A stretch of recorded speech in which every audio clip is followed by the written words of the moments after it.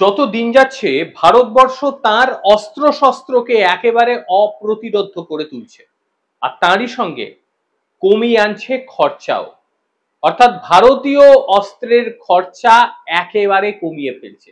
আর এবার এমন এক অস্ত্র ভারত তৈরি করছে যাতে থাকবে না কোনো রকম গোলা বারুদ কিছুই, অথচ সেটা প্রাণঘাতী হবে সর্বাধিক। নমস্কার, আপনাদের প্রত্যেককে এনটিভি ডাব্লিউবিতে স্বাগত জানাচ্ছি। ভারতবর্ষ এবার নতুন অস্ত্র তৈরিতে মজেছে। তারা সেই অস্ত্রের নাম দিচ্ছে সূর্যা ওয়েপন্স ফিউচার্স। ভারত তার প্রতিরক্ষা খাতে একেবারে নতুন পদক্ষেপ গ্রহণ করেছে। আধুনিক প্রযুক্তি ব্যবহার করে এই অস্ত্র তৈরি হচ্ছে, যা বিশ্বে আগে কখনো দেখেনি বা শোনেনি, বা এই কনসেপ্ট হতে পারে এটাই বিশ্বের কোনো দেশ ভাবতেই পারবে না।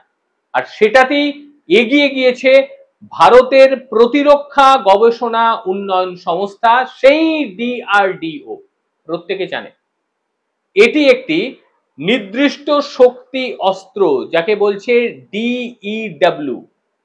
আর এই অস্ত্রটির নামকরণ করা হয়েছে সূর্যের নামে, সূর্যা ওয়েপন্স। মূলত এই সূর্যা ওয়েপন্সটি কি জিনিস? এটি হচ্ছে ডাইরেক্ট এনার্জি ওয়েপন্স, যেমনটি বললাম, ডিইডব্লিউ, ডাইরেক্ট এনার্জি ওয়েপন্স।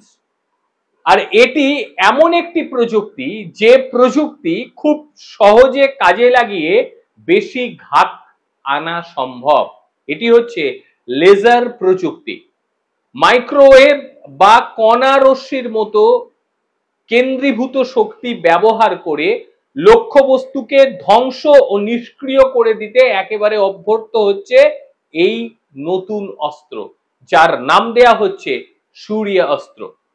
আর এটি যা ভাবা হচ্ছে আর মাত্র কয়েক বছর, তার মধ্যেই এটি একেবারে বাণিজ্যিকভাবে ভারতবর্ষ নিয়ে আসবে।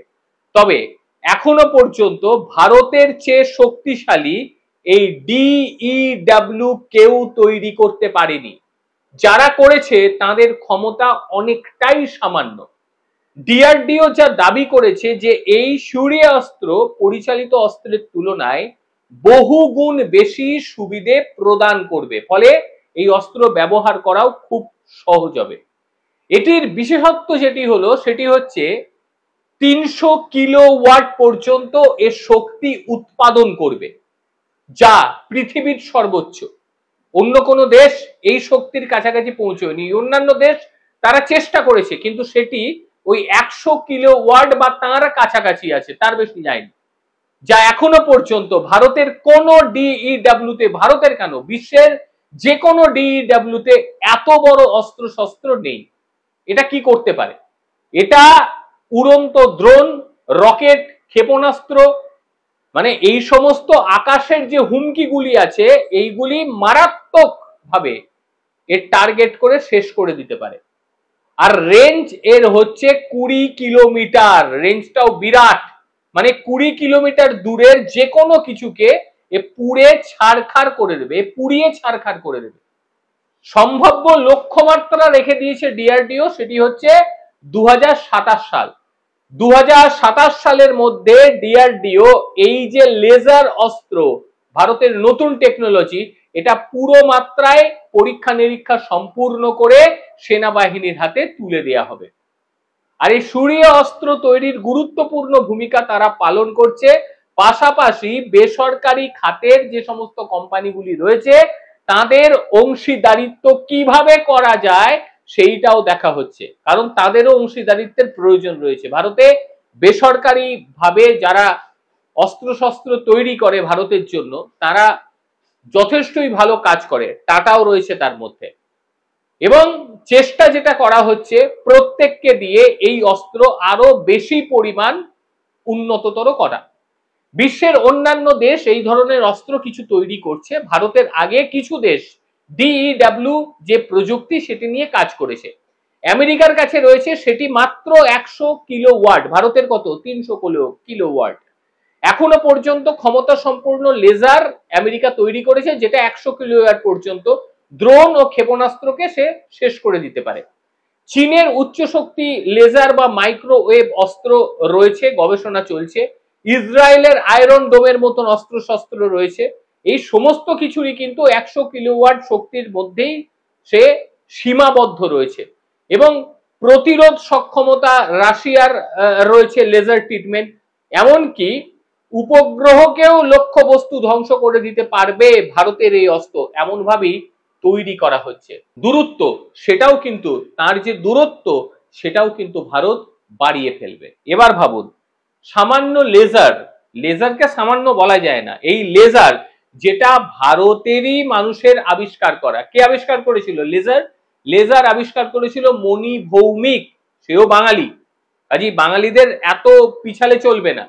আর সেই লেজার দিয়ে বর্তমানে ডিআরডিও এমন অস্ত্র তৈরি করছে যে অস্ত্র 20 কিলোমিটার দূরে সমস্ত কিছুকে ধ্বংস করে দিতে পারে, একদম ছাই করে দিতে পারে, রাখ হয়ে যেতে পারে। দ্রোণ যদি ওরে, দ্রোণও পুড়ে যাবে এর ক্ষমতার কাছে। কারণ কত বললাম, 300 কিলোওয়াট পর্যন্ত এর শক্তিকে সঞ্চার করবে। এবার ভেবে দেখুন, কোন দ্রোণ উঠছে বা দ্রোণ আসছে, সেখানে যদি লেজার ট্রিটমেন্ট করা হয়, লেজারকে ফেলা হয়, সেই ক্ষেত্রে সেই দ্রোণ পুড়ে একেবারে ছারখার হয়ে যাবে। মনুষ্য শরীর তো পুড়বেই, তার সঙ্গে অতি শক্ত ধাতুর যদি কোন রকম যন্ত্রাংশ থাকে, সেই সমস্ত যন্ত্রাংশ পুরো মাত্রায় শেষ করে দেওয়ার মতন ক্ষমতা রাখছে এই নতুন সূর্য ওয়েপন্স, অর্থাৎ সূর্য অস্ত্র।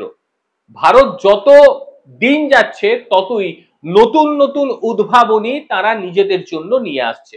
শুধু নিজেদের নয়, যখন ভারত নিজেদের পর্যাপ্ত পরিমাণে তৈরি করবে, তখন এটি বাইরে রপ্তানি করার কথা অবশ্যই ভাববে। আর বর্তমানে তো ভারতীয় অস্ত্র শস্ত্র কেনার জন্য গোটা বিশ্ব তারা কিন্তু রীতিমতো তাকিয়ে থাকে যে ভারতবর্ষ কখন নিত্য নতুন জিনিস তৈরি করবে, আর আমরা সেই নিত্য নতুন জিনিস নিয়ে আমাদের দেশের নিরাপত্তা ব্যবস্থাকে আরো শক্তপোক্ত করে তুলব। এটাই ভারতবর্ষ। আর ডিআরডিওর বিজ্ঞানীরা যেটা পারে, সেটা অন্যান্য দেশের বিজ্ঞানীদের কাছে সত্যি স্বপ্নের মতন। এই লেজারের ক্ষেত্রে যেটা দেখতে পাওয়া যাচ্ছে 300 কিলোওয়াট, আর যেটা অন্যান্য দেশ তৈরি করতে পেরেছে সেটা মাত্র 100 কিলোওয়াট। এখানেই বুঝতে পারা যাচ্ছে যে ভারতীয় বিজ্ঞানীরা ঠিক কতটা সক্ষম। কি বলবেন ভারতের এই নতুন অস্ত্র নিয়ে? এই নতুন অস্ত্র আশেপাশের দেশগুলিকে কতটা শায়েস্তা করতে পারবে, কি মনে হয় আপনার? অবশ্যই আপনারা আপনাদের মতামত জানাবেন, আর আপনাদের মতামত নিয়েই আমি পরবর্তী ভিডিও তৈরি করি। এটাই কিন্তু আমার মূল উদ্দেশ্য। প্রত্যেকে ভালো থাকবেন, সুস্থ থাকবেন। আবারও দেখা হবে অন্য কোনো দিন অন্য কোনো ভিডিওতে। ততক্ষণের জন্য নমস্কার।